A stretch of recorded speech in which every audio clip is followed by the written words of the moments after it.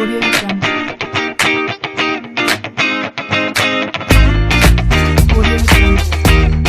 Audio Jungle.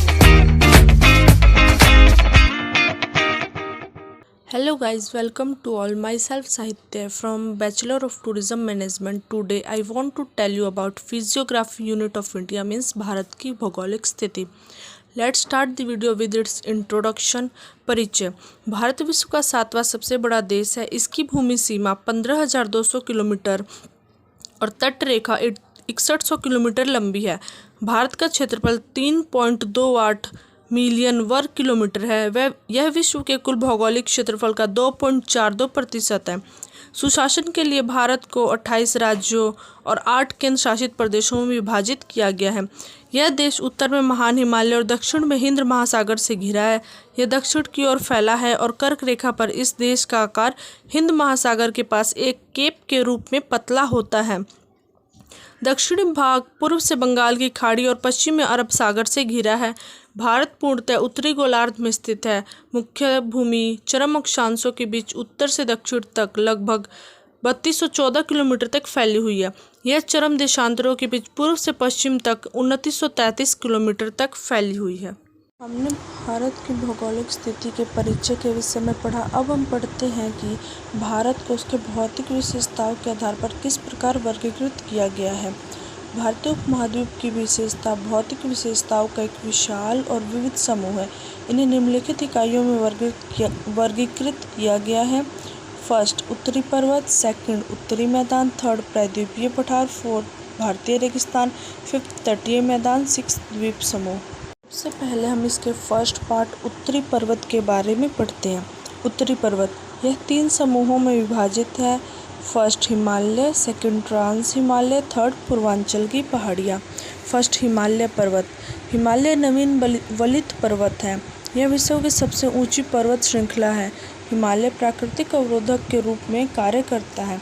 अत्यधिक ठंड, बर्फ और उबड़ खाबड़ स्थलाकृति पड़ोसियों को हिमालय के माध्यम से भारत में प्रवेश करने के लिए हतोत्साहित करती है.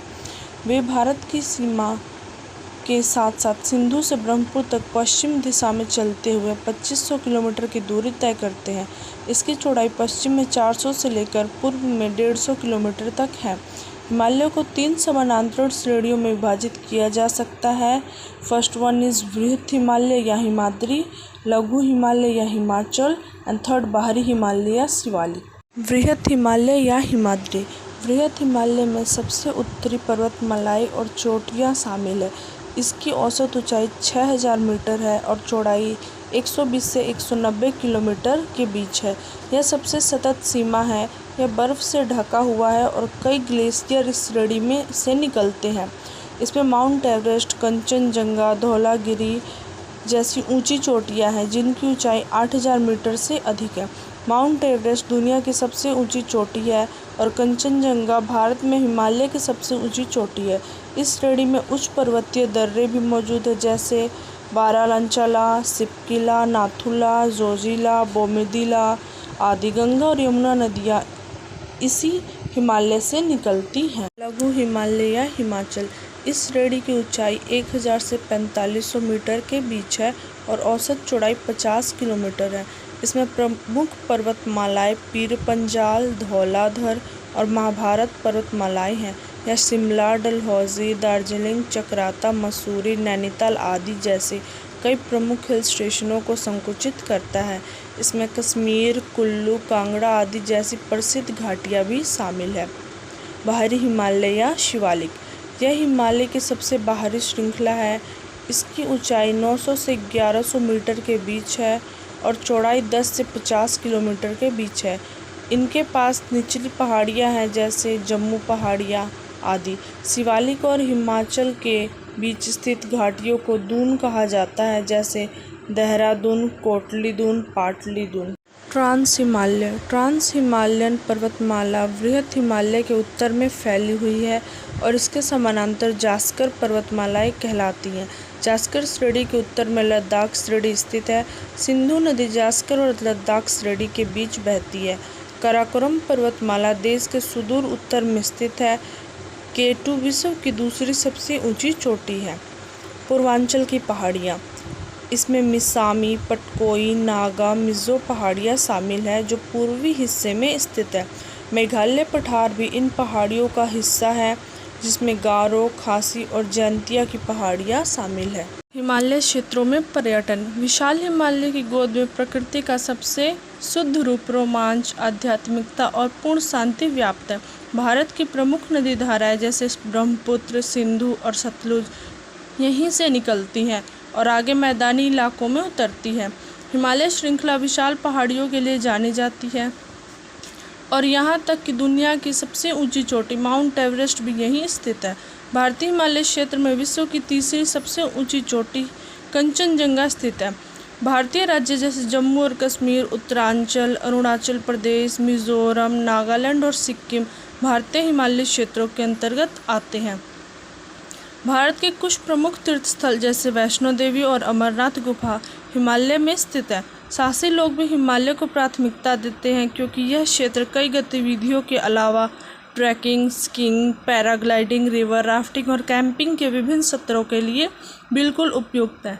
साथ ही यहीं पर भारत की विभिन्न जनजातियों में अपना घर पाया है। भारत के लोकप्रिय पर्यटन स्थल जैसे शिमला, लेह, श्रीनगर, गंगटोक और देहरादून हिमालय में बसे हैं। चूँकि भारतीय हिमालय क्षेत्र तिब्बत के निकट स्थित है, आप भिक्षुओं को लाल पोशाक में पहाड़ी की चोटी पर जाते हुए देख सकते हैं। लद्दाख, धर्मशाला और गंगटोक कुछ ऐसे स्थान हैं जहां तिब्बतियों का सांस्कृतिक प्रभाव बड़े पैमाने पर है। खूबसूरत तिब्बती मठ पहाड़ के परिदृश्य में सुंदरता की झलक जोड़ते हैं। संस्कृति, कल्चर। हिमालयी संस्कृति विशाल है और इसे आसानी से समझा नहीं जा सकता। हालांकि हिमालय में रहने वाले भारतीय लोगों को अक्सर पहाड़ी कहा जाता है। यह नाम पहाड़ शब्द से निकला है जिसका अर्थ है पहाड़िया, और इस प्रकार पहाड़ी का अर्थ है पहाड़ों पर रहने वाला व्यक्ति। आमतौर पर पहाड़ी लोग लकड़ी की नक्काशी की कला में माहिर होते हैं, जो श्रीनगर की लकड़ी की मस्जिदों या शिमला और अन्य शहरों और कस्बों के स्थानीय बाजारों में देखा जाता है। भारतीय हिमालय पर्वतमाला के विभिन्न क्षेत्रों की अपनी अपनी विशेषता है। भारत के अन्य लोगों की तरह पहाड़ी लोगों को भी गाना, नृत्य करना और जश्न मनाना पसंद है। उनके त्योहारों और मेलों के दौरान उनसे मिलकर उनकी संस्कृति के बारे में जाना जा सकता है। भारत के लोकप्रिय त्यौहार हिमालय क्षेत्र में हेमिस फेस्टिवल, दसाई, हरियाली, मोपिन और उर्स समेत अन्य त्यौहार हैं। साहसिक काम, एडवेंचर। हिमालय खड़ी पहाड़ियों दुनिया भर में साहसिक यात्रियों को अपनी ओर खींचती हैं। शुरुआती या अनुभवी साहसी लोगों को ढेर सारे विकल्प मिल सकते हैं जो ट्रैकिंग और कैंपिंग तक ही सीमित नहीं है। सर्दियों के मौसम के आगमन के साथ कई क्षेत्र बर्फ़ से ढक जाते हैं, जिससे वे औल, गुलमर्ग और कुफरी जैसे भारत के आदर्श स्कीइंग स्थल बन जाते हैं। हिमालय से होकर बहने वाली नदियां हैं जो रिवर राफ्टिंग के लिए आदर्श है। ऋषिकेश भारत के एक हॉटस्पॉट साहसिक गंतव्य के रूप में उभरा है।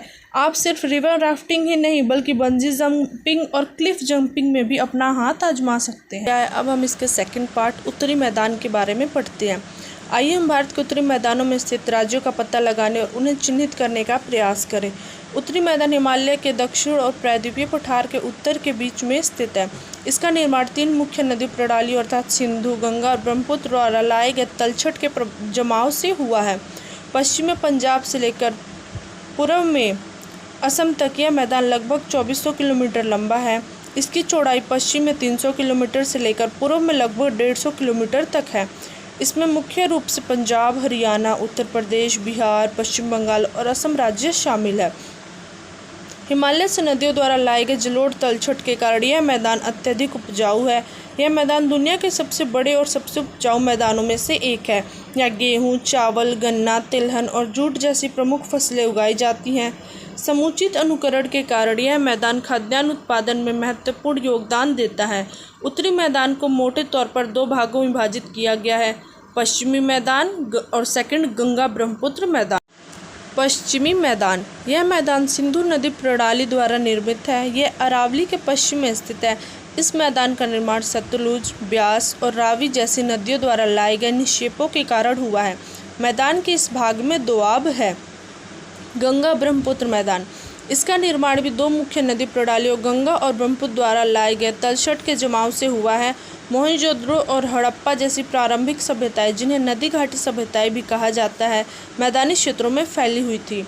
इसका कारण नदी के नेटवर्क के माध्यम से उपजाऊ भूमि और पानी की उपलब्धता है। उत्तरी मैदानी क्षेत्रों में पर्यटन।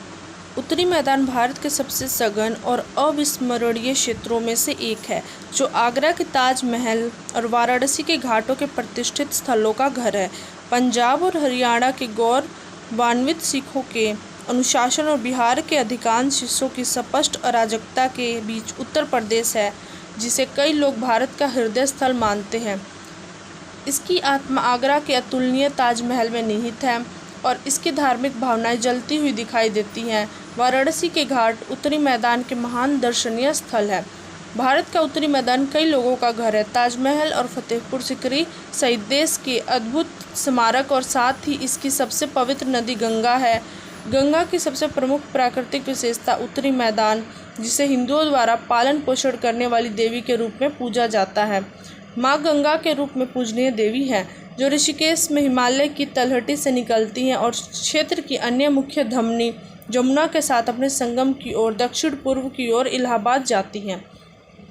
वहाँ से गंगा प्राचीन शहर वाराणसी से होते हुए और मौर्यों की गुप्त सीट आधुनिक बिहार की राजधानी पटना तक धीरे धीरे पश्चिम की ओर यात्रा करती है। बोधगया के इस राज्य में आध्यात्मिकता की प्रचुर मात्रा में है। ऐसा कहा जाता है कि यहीं पर बुद्ध को ज्ञान प्राप्त हुआ था। 1947 में विभाजन के कारण दो हिस्सों में बटे पंजाब का नाम इसमें बहने वाली सिंधु की 5 प्रमुख सहायक नदियों के नाम पर रखा गया था। इनमें न केवल कुछ ही पाकिस्तानी सीमा से सटे हैं, आधुनिक भारतीय राज्यों से होकर गुजरते हैं, लेकिन यह अभी भी देश के सबसे उपजाऊ हिस्सों में से एक है।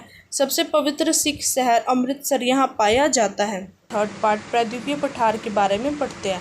प्रायद्वीपीय पठार एक त्रिकोणीय आकार की मेज भूमि है।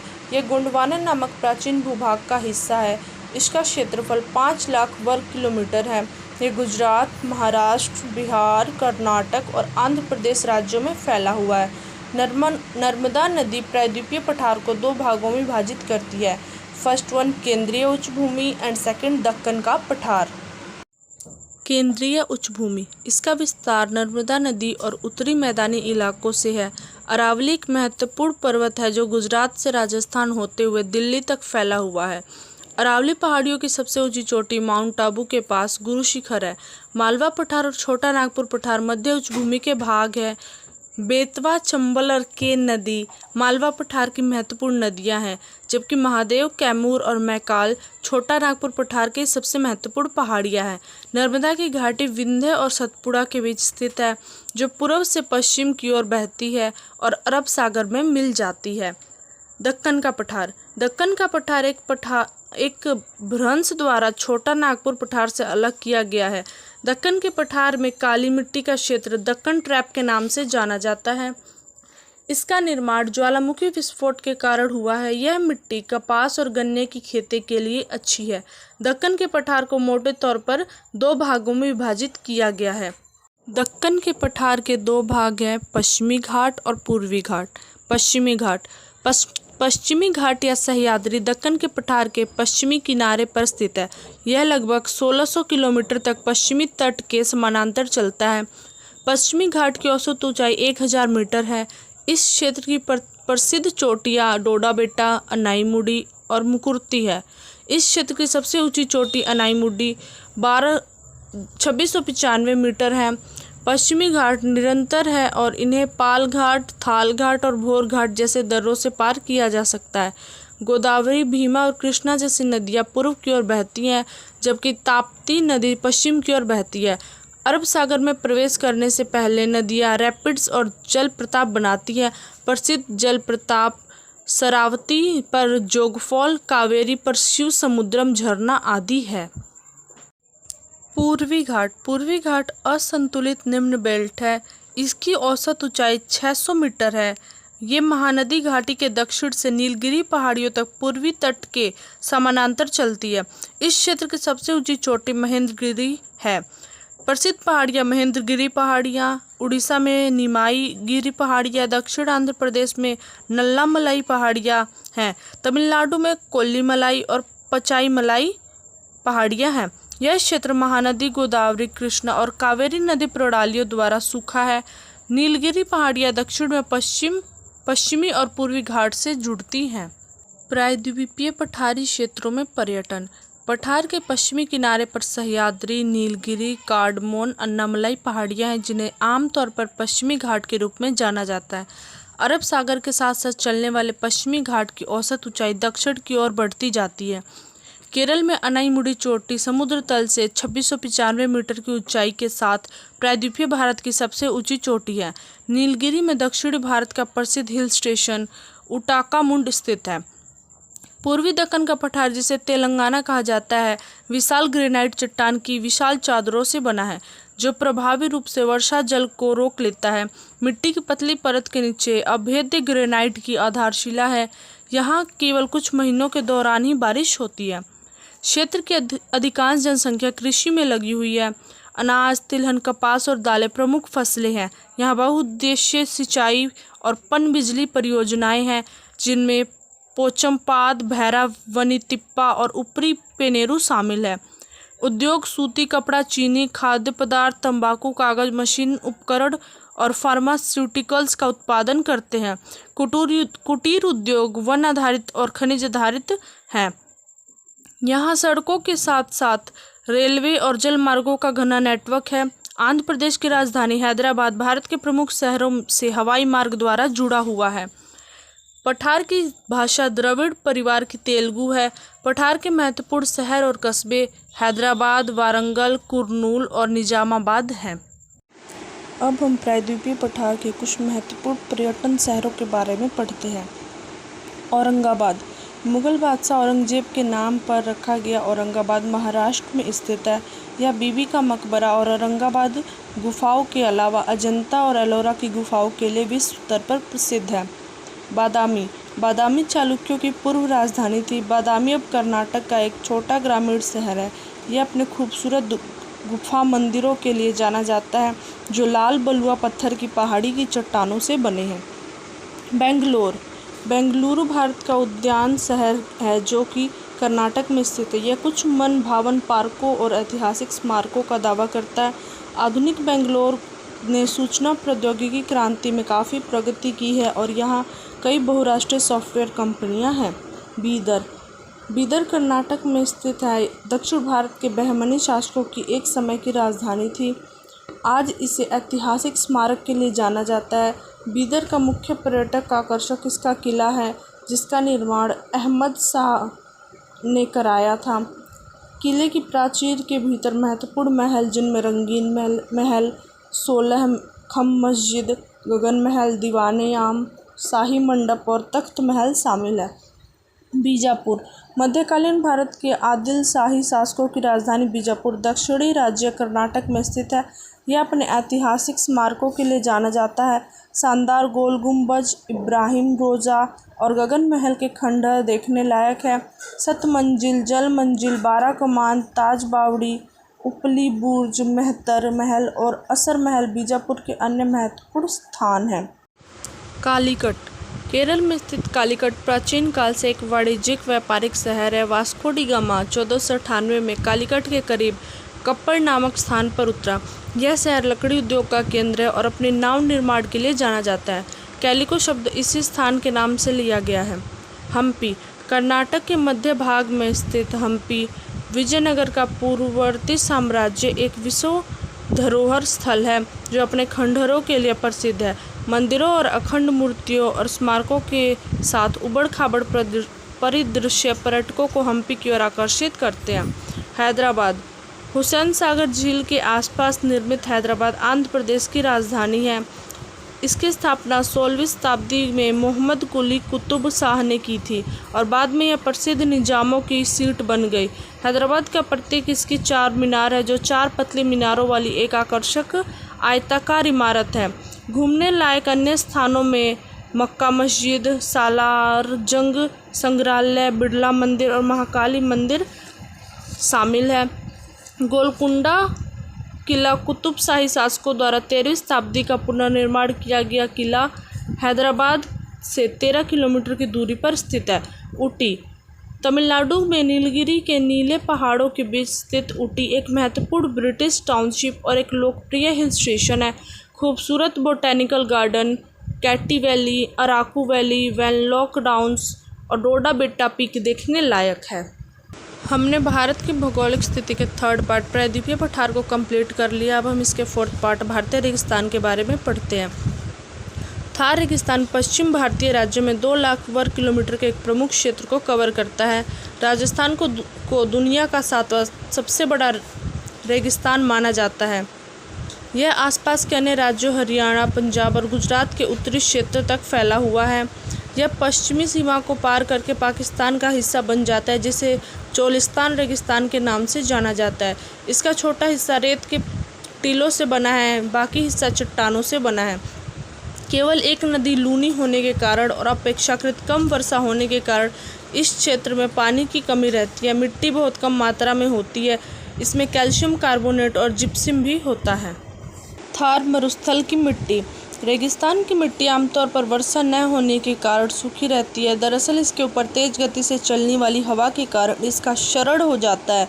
इसके कारण रेत के टीले बनते हैं और जो समय समय पर खिसकते रहते हैं और रेत पड़ोसी क्षेत्रों की मिट्टी में भी बस जाती है। मिट्टी को कटाव से बचाने के लिए क्षेत्रों में पेड़ पौधे और झाड़ियाँ लगाकर उसे ठीक करना पड़ता है, जिससे मिट्टी अपने स्थान से हटने से बच जाती है। यहाँ विभिन्न प्रजातियों के पेड़ पौधे लगाने की कोशिश की गई है, जिनमें से बबूल, टॉमिलिस और जोजोबा अच्छी तरह से अनुकूलित और जीवित रहने में सक्षम है। भूमि को सिंचित करने के लिए राजस्थान नहर, जिसे इंदिरा गांधी नहर योजना भी कहा जाता है, जिसे वर्ष 1965 में शुरू की गई थी, यह फीडर नहर के नाम से लोकप्रिय है।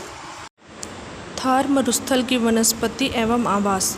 यहाँ की वनस्पति में उत्तरी रेगिस्तान थॉम वन शामिल है, जो कि सुसंगत नहीं है बल्कि बिखरे हुए रूप में पाया जाता है। छोटे पेड़ों, जड़ी बूटियों, झाड़ियों और घास के टुकड़ों का घनत्व अलग अलग जगहों पर अलग अलग होता है। पश्चिम से पूर्व की ओर बढ़ता जा रहा है, जो वर्षा की मात्रा पर निर्भर करता है। इस रेगिस्तान की विविध प्रकृति ने इसे विभिन्न प्रकार के जानवरों और पौधों की प्रजातियों का घर बना दिया है। इसमें ब्लैक बग, चिंकारा और भारतीय जंगली गधे जैसी कुछ लुप्तप्राय प्रजातियां हैं। वे यहाँ आश्चर्यजनक रूप से जीवित रहे हैं। हालांकि इसका कुछ श्रेय स्थानीय बिश्नोई लोगों द्वारा उन्हें प्रदान की गई सुरक्षा को भी जाता है, जो काफ़ी लंबे समय से यहाँ रह रहे हैं। यहाँ प्रवासी पक्षियों की लगभग 140 प्रजातियाँ भी पाई जाती हैं। भारतीय रेगिस्तानी क्षेत्रों में पर्यटन। ठंडे से लेकर गर्म से लेकर नमक तक भारत के परिदृश्य में इसके विशाल विस्तार में कई रेगिस्तान फैले हुए हैं।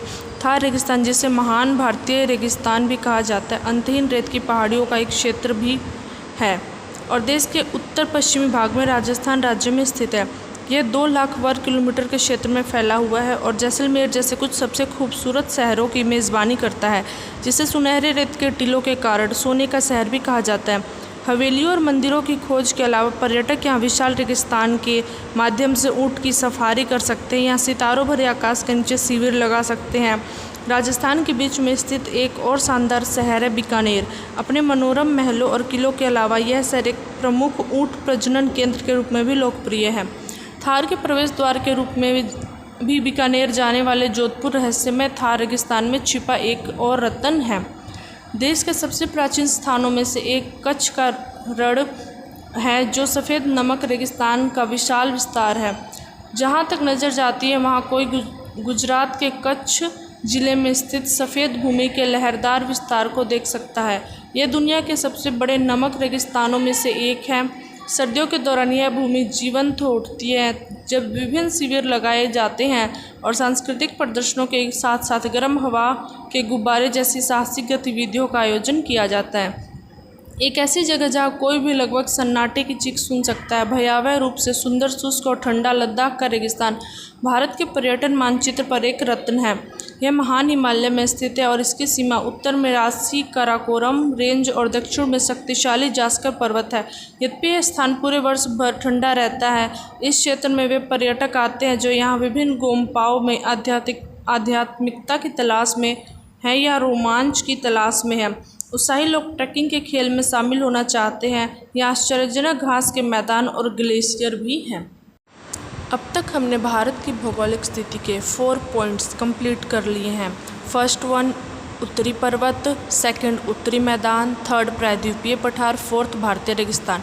अब हम इसके 5th पॉइंट तटीय मैदान के बारे में पढ़ते हैं। तटीय मैदान पश्चिमी तट में अरब सागर से लेकर दक्षिणी भाग में केप कोमोरिन तक और पूर्वी कोने में सुंदरवन को छूते हुए बंगाल की खाड़ी तक फैले एक प्रमुख क्षेत्र में फैला है। पूर्व में पूर्वी तटीय मैदान तमिलनाडु से पश्चिम बंगाल तक फैला हुआ है। महानदी, कावेरी, कृष्णा, गोदावरी नदियाँ इनसे होकर बहती हैं। साथ साथ चिल्का झील ओडिशा राज्य में स्थित सबसे बड़ी खारे पानी की झील है। तटीय क्षेत्र होने के कारण ये आमतौर पर आर्द्र रहते हैं। इन मैदानों को 6 क्षेत्रों में विभाजित किया गया है। 1 कोरोमंडल तट, 2 कन्याकुमारी तट, 3 Krishna delta, 4 Godavari delta, 5 Mahanadi delta, 6 पश्चिमी तटीय मैदान। कोरोमंडल तट, इस तट का नाम प्राचीन राजवंश चोल के नाम पर रखा गया है, जिसने तमिलनाडु पर शासन किया था।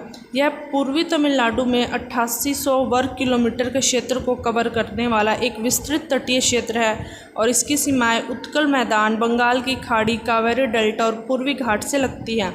यह एक सीधी तट रेखा है जिसमें कई मंदिर शामिल है और इसलिए इसे मंदिरों की भूमि के रूप में भी जाना जाता है। समुद्र तट पर घने जंगल नहीं है और मिट्टी भी दलदली है। नारियल को लंबे पेड़ समुद्र तट के किनारे खड़े हैं। इस क्षेत्र की अर्थव्यवस्था काफ़ी हद तक कृषि पर निर्भर करती है। कन्याकुमारी तट, यह तट भारत की तट रेखा के सबसे दक्षिणी भाग को कवर करता है। कन्याकुमारी पहले केप कोमोरिन, जो तट पर स्थित था, एक महत्वपूर्ण पर्यटन स्थल के रूप में कार्य करता है। यह शहर पश्चिमी तटीय मैदानों और पूर्वी तटीय मैदानों का मिलन बिंदु है। संपूर्ण कन्याकुमारी समुद्र तट लक्षद्वीप सागर द्वारा धोया जाता है, जिसे लक्षद्वीप सागर भी कहा जाता है। कृष्णा डेल्टा, 200 किलोमीटर के क्षेत्र को कवर करने वाला डेल्टा विजयवाड़ा के दक्षिण पूर्व की ओर स्थित है। डेल्टा के हिस्सों में मैंग्रोव वन शामिल है, जिसमें 3 प्रमुख चैनलों का एक नेटवर्क कृष्णा नदी को विभाजित किया गया है। डेल्टा के पश्चिमी में क्षेत्र का उपयोग कृषि के लिए किया जाता है। गोदावरी डेल्टा, इसका डेल्टा तक 150 किलोमीटर तक फैला हुआ है, जिसका भौगोलिक आधार महानदी के समान है। यह महानदी की तुलना में आकार में काफ़ी छोटी है। इसका कारण यह है कि वहाँ बहुत अधिक कटाव होता है। महानदी डेल्टा पूर्वी तटरेखा पर स्थित है, जो भारतीय मुख्य भूमि के बड़े भूभाग को बंगाल की खाड़ी में मिला देता है। इसमें किसी भी अन्य नदी के जमाव की तुलना में तुलनात्मक रूप से अधिक गाद जमाव वाली जलोढ़ मिट्टी शामिल है। लगभग 900 किलोमीटर का रास्ता तय करके महानदी खाड़ी में विलीन हो जाती है। तटीय आंध्र का मैदान, यह क्षेत्र भारतीय राज्य आंध्र प्रदेश में स्थित है और इसमें पूर्वी घाट और बंगाल की खाड़ी के बीच के सभी जिले शामिल हैं, अर्थात विजयनगर, विशाखापट्टनम, पूर्व और पश्चिमी गोदावरी, गुंटूर, कृष्णा, नेल्लालोर और प्रकाशम। पश्चिम तटीय मैदान, पश्चिमी में तटीय मैदान केवल 50 से 100 किलोमीटर चौड़ी भूमि की एक पट्टी बनाते हैं, जो पश्चिमी घाट और अरब सागर के बीच स्थित है। वे गुजरात से केरल तक फैले हुए हैं, जिसमें महाराष्ट्र, गोवा और कर्नाटक शामिल है। इस क्षेत्र से होकर बहने वाली नदियाँ नर्मदा, तापी, जुआरी और मांडोवी है। पश्चिमी तट को 2 तटों में विभाजित किया गया है, मालाबार तट और कोंकण तट पश्चिमी घाट और अरब सागर के बीच के क्षेत्र को संदर्भित करता है, या दूसरे शब्दों में भारत की पश्चिमी तट रेखा जो 720 किलोमीटर लंबी है, जो महाराष्ट्र, गोवा और कर्नाटक के जिलों अर्थात मुंबई, ठाणे, रत्नागिरी, रायगढ़ को कवर करती है। दक्षिण कन्नड़ और उडुपी, सिंधुगढ़ उत्तर और दक्षिणी गोवा, उत्तर कन्नड़, दक्षिण में गंगावली नदी बहती है, जो कर्नाटक के तटीय क्षेत्र में बहती है। यह कोंकण तट का सबसे दक्षिणी भाग है। इस स्थान पर कोंकण, कोलचा और वारली नामक आदिवासी समुदाय रहते हैं। मालाबार तट, यह एक पतली तट रेखा है जो दक्षिण पश्चिमी तट से होकर 845 किलोमीटर तक चलती है। भारत की मुख्य भूमि अंततः दक्षिण पश्चिमी तटीय राज्य कर्नाटक, केरल और दक्षिण में कन्याकुमारी को कवर करती है। चूँकि यहाँ बहुत अधिक वर्षा होती है, इस क्षेत्र को दक्षिण का चेरापूंजी कहा जाता है। हमने भारत की भौगोलिक स्थिति के 5 पॉइंट उत्तरी पर्वत, उत्तरी मैदान, प्रायद्वीपीय पठार, भारतीय रेगिस्तान और 5th पॉइंट हमारा था तटीय मैदान, इसको कंप्लीट कर लिया। अब हम इसके लास्ट पॉइंट द्वीप के बारे में पढ़ते हैं। भारत में कुल 247 द्वीप है, जिनमें 204 द्वीप बंगाल की खाड़ी में और 43 द्वीप अरब सागर में हैं। मन्नार की खाड़ी में कुछ मूंगा द्वीप भी हैं। बंगाल की खाड़ी में अंडमान और निकोबार द्वीप समूह कठोर ज्वालामुखी चट्टानों से बना है। मध्य अंडमान और निकोबार द्वीप समूह भारत का सबसे बड़ा द्वीप है। अरब सागर में लक्षद्वीप द्वीपों का निर्माण मूंगों से हुआ है। भारत का सबसे दक्षिणी बिंदु निकोबार द्वीप में है, जिसे इंदिरा पॉइंट के नाम से जाना जाता है। पूर्व में इंदिरा पॉइंट को पाइगमेलियन पॉइंट कहा जाता है। 2004 की सुनामी के बाद यह अब जलमग्न हो गया है। लक्षद्वीप और अंडमान और निकोबार द्वीप समूह भारत के 2 प्रमुख द्वीप समूह हैं और इन्हें केंद्र शासित प्रदेशों के रूप में वर्गीकृत किया गया है।